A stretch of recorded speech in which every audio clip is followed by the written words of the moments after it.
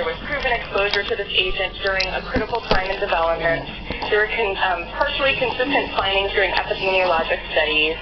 There was careful delineation of clinical cases, and it seems like there are certain brain defects that are going with this. So again, that kind of increases the causal evidence. And then the fact that it's a rare environmental exposure and it's a rare defect. We're seeing something microcephaly, which is usually very, very rare, that all of a sudden is becoming much less rare because of this association.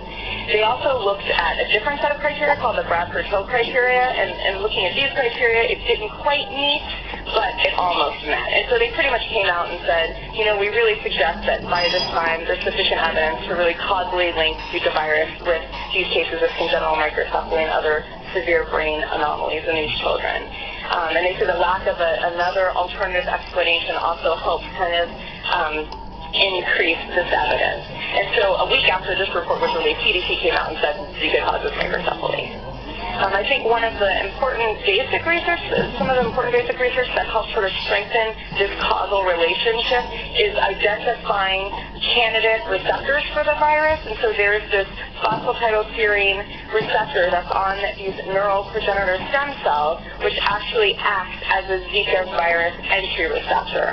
And so this work done in Cell, and there have been other reports showing that this is not only just on neural stem cells, but also in the placenta and the syncytial trophoblast, always sort of leads to more plausible scientific evidence that it's really getting in there and wreaking havoc.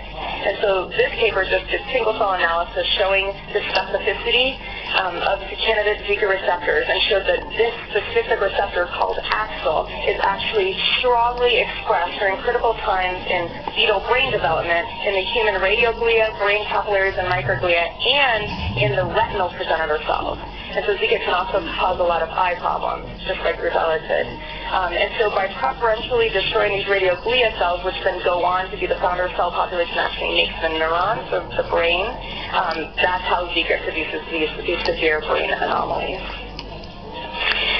Not only does Zika cause congenital microcephaly, but it can also cause Guillain-Barré syndrome. So I think many of you know what Guillain-Barré is. That's when the body starts to attack the myelin sheath, so the covering of the neurons and the peripheral nerves, and you get weakness in your peripheral nerves that can ascend and sometimes include your diaphragm. So that's a big problem with Guillain-Barré. If that happens, and it happens in about a third of cases, then you need respiratory support in an